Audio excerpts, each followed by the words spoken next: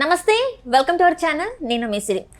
EC దగ్గరికి heritage ఫైళ్ల panchayat బాబును arrest చేసిన అధికారిపై మరి వేటు తప్పదా? సో ఈ అంశాన్ని మనకు వివరించడానికి మనతో పాటు ఉన్నారు ప్రముఖ సీనియర్ జర్నలిస్ట్ జగదేవ్ గారు. నమస్కారం సార్. నమస్తే సార్, ఇప్పుడు చూస్తుంటే ఈసీ దగ్గరికి మన హెరిటేజ్ ఫైల్స్ ఏదైతే వాళ్ళు అధికారులు దగ్ధం చేశారో కాల్ చేయడం, ఈ హెరిటేజ్ ఫైల్స్ని కాల్ చేయడం, ఇదంతా చూస్తుంటే అసలు ఏంటి, అసలు ఎవరికి ఫేవర్ చేస్తున్నారు ఏంటి అసలు? అది ఒకటి, ఈ కాల్చడం ఇవన్నీ చూస్తుంటే ఒకటి ప్రభుత్వం భారీ స్కెచ్ ఏమైనా వేసిందా, లేదంటే అధికారులు భయపడి నెక్స్ట్ ప్రభుత్వం రాదు కాబట్టి మా పరిస్థితి ఏంటని ఇలా చేశారా? మొత్తం మీద అవి టీడీపీ శ్రేణులకు దొరకడము, టీడీపీ ఈ సోషల్ మీడియాకి సంబంధించిన వ్యక్తులకు దొరకడము, అది ఐటీడీపీలో పెట్టడము, హల్చల్ చేయడం అని చూస్తుంటే దాని మీద ఎంతవరకు కూడా ఎవరు ఖండించలేదు కూడా. రద్దురేశారా? పోనీ అది కాసేపు ఒక హైడ్రామా అనుకుందాం. హైడ్రామా అనుకుంటే దాన్ని ఈసీ దృష్టికి తీసుకెళ్ళి ఆ హెరిటేజ్ మీరు అన్నట్టు సీఈఓ ఎవరైతే ఉన్నారో ఆయన ఎందుకు కంప్లైంట్ చేస్తారు? పక్కా ఆధారాలు లేకుండా కంప్లైంట్ చేయలేం, ఇట్లాంటివన్నీ రూమర్స్ పెట్టకండి అని చెప్పి బయట దూసేస్తారు కదా. సో పక్కా ఆధారాలతో చేశారు అని అంటే దెర్ ఈజ్ సంథింగ్, చాలా ఉంది. సో ఒకవైపు భయం, అధికారులకి భయమైన పట్టుకొని ఉండాలి, సర్వేలు వీటి వల్ల అన్నీ తెలిసి. మరోవైపు అధికార పక్షంలో ఉన్న వాళ్ళు ఏవైనా భారీ స్కెచ్ ఏమైనా వేస్తున్నారా, ఈ దృష్టిని వేరే ఇటు మరల్చి వేరే వైపు తెరవనికి ఇంకేమైనా చేస్తున్నారా అనే డౌట్ అయితే నాకు అనిపిస్తుంది. ఇప్పుడు మొన్న కూడా కాకినాడ పిఠాపురం దగ్గర చూస్తే మనకు దొరికినవి చారణ, బట్ తెర వెనుక బారణ నడిచిపోయిందనేవి చాలామంది అభిప్రాయం కూడా కదా. ఎందుకంటే పోలీసులు కూడా నిమ్మక నేరెత్తినట్టు ఉంటున్నారట, చర్యలు తీసుకోవడానికి కూడా ఆలోచిస్తున్నారు. కొన్ని దగ్గరలో మాత్రం చర్యలు తీసుకున్నారట. అదే ఇంతవరకు ఎప్పుడూ చర్యలు తీసుకుని పోలీసులు ఈ విధంగా చర్యలు తీసుకుంటున్నారని అనుమానం కూడా వస్తుంది. అంటే ప్రభుత్వం ఆపద్ధర్మ ప్రభుత్వం అయినప్పటికి కూడా ఇదేంటి సడన్గా ఎంత చేంజ్ వచ్చిందా వీళ్ళలో అని కూడా. అంటే ఫస్ట్ నుంచి ఎన్నో అయినా కూడా ఒక దగ్గర కూడా కేసు ఫైల్ చేయని వీళ్ళు అధికారులు ఇప్పుడు సడన్ గా ఇలాంటివన్నీ చేస్తుంటే అంటే ఇది ప్లాన్డ్. ఎందుకంటే ఈ అంశం మీద పిఠాపురం వర్మ గారు, ఇప్పుడు పవన్ కళ్యాణ్ గారికి సపోర్ట్గా టీడీపీ అభ్యర్థిగా ఉండాల్సిన వ్యక్తి పవన్ కళ్యాణ్ గారికి సపోర్ట్గా ఆ వర్మ గారు కూడా ఓపెన్గా స్టేట్మెంట్ ఇచ్చారు కదా.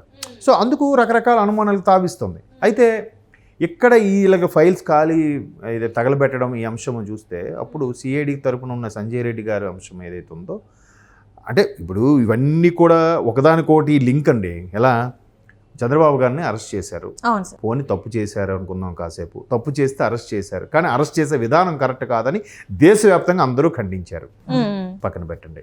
నెంబర్ 2, అక్కడ దీనికి సంబంధించి సుప్రీంకోర్టులో కూడా బెయిల్కి అపీల్ చేస్తే ఇక్కడ నుంచి రాష్ట్రం నుంచి పొన్నవోలు గారు కానీ సంజయ్ రెడ్డి గారు కానీ వెళ్ళి మాకు దీనికి సంబంధించిన కీలకమైన ఆధారాలు రాష్ట్రంలో ఉన్నాయని చెప్పారు.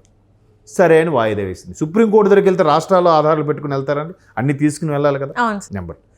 నెక్స్ట్ మళ్ళీ ఇంకో వాయిదా వేసింది. ఆ వాయిదాకి వెళ్ళినప్పుడు లేదు సిఐడి కోర్టులో ఉన్నాయని చెప్పారు.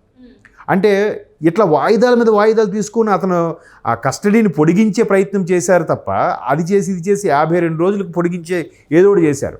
ఎందుకు ఎక్యూజ్డ్ 37 అయినా ఎక్యూజ్డ్ 37 మొదటి 5గురినో 10 మందినో అరెస్ట్ చేయాల్సిన వదిలేసి ఎక్యూజ్డ్ 37 అరెస్ట్ చేస్తే డౌట్ లేనిపోయిన అనుమానాలు రావు, ఖచ్చితంగా వస్తుంది.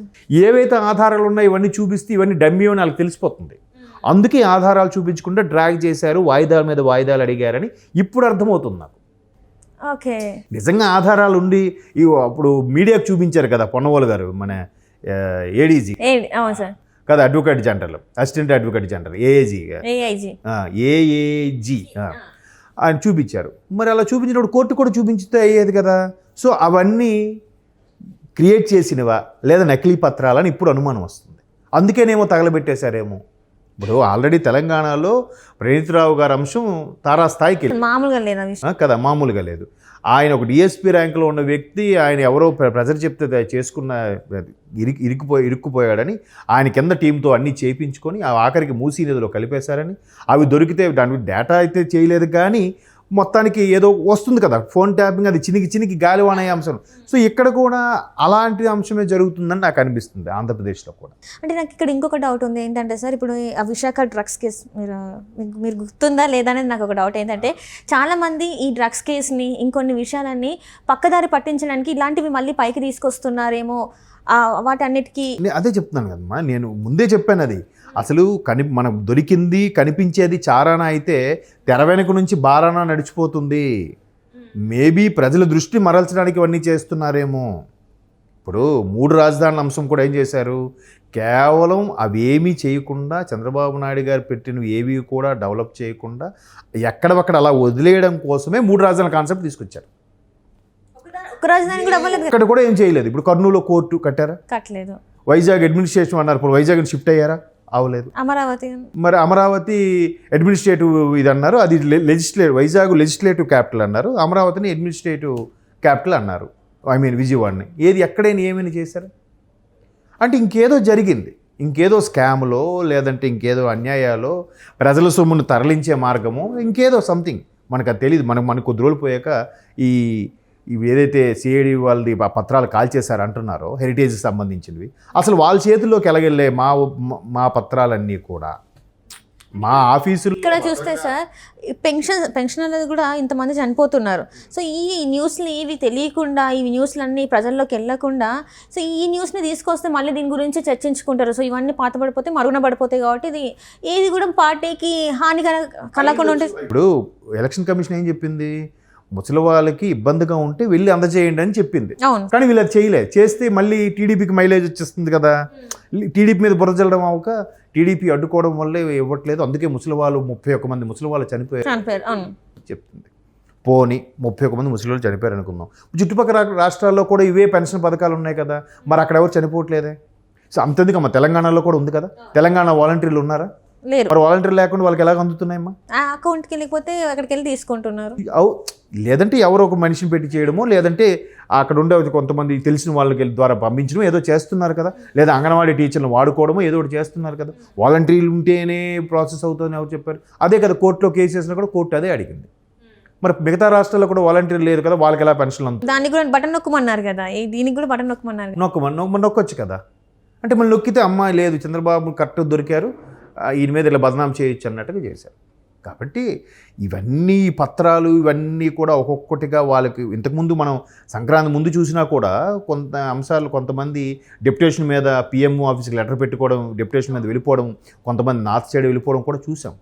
వాళ్ళందరూ ముందుగానే తేరుకొని వెళ్ళిపోతున్నారు, అమ్మో మనం ఇక్కడ ఉంటే రిస్క్ అని. ఇప్పుడు మొన్న ఏమైంది, గుంటూరు రేంజ్ డిఐజీని ఒకటి ట్రాన్స్ఫర్ చేశారు, తర్వాత చిత్తూరు, అనంతపురం, వీళ్ళందరినీ కూడా నెల్లూరుకు సంబంధించిన వీళ్ళందరినీ కూడా ఒక 6 ఐఏఎస్ని 4 ఐపీఎస్ని కూడా ట్రాన్స్ఫర్ చేసి, అది కూడా వాళ్ళ సామాజిక వర్గం వాళ్ళనే చేశారని కూడా మనకి ఎక్కువ ఫిర్యాదులు అందడం, దాన్ని సుమోటాగా స్వీకరించిన ఎలక్షన్ కమిషను ఎంక్వైరీ చేసింది, చర్యలు తీసుకుంటుంది, 1 by 1 అన్నీ జరుగుతున్నాయి. ఇప్పుడు ఇది కూడా ఏమైనా జరిగితే ఇలాంటి సందర్భంలో ఎలక్షన్ కమిషన్కి ఫుల్ రైట్స్ ఉంటాయి, ఎవ్వడూ ఏమీ చేయలేడు. ఇప్పుడు ఏమవుతుంది అధికార పరిస్థితి ఏంటి, ఒక్కసారి ఎంక్వైరీ మీద వాళ్ళు ఒక్కసారి ఇన్వెస్టిగేషన్ స్టార్ట్ చేస్తే ఎవరు కాల్చారు, ఎవరు కాల్చమన్నారు ఏంటి, మొత్తం తీగలాగితే డొంకంతా కదులుతుంది. దీనివల్ల రాజకీయంగా లబ్ధి చేయకపోవడమే కాకుండా పర్సనల్గా కూడా కేసులు ఇరుక్కుపోయే అవకాశం, అధికారులు ఇరుక్కుపోతారు, అవతల నాయకులు కూడా ఎక్కడికి పారిపోవడానికి ఛాన్స్.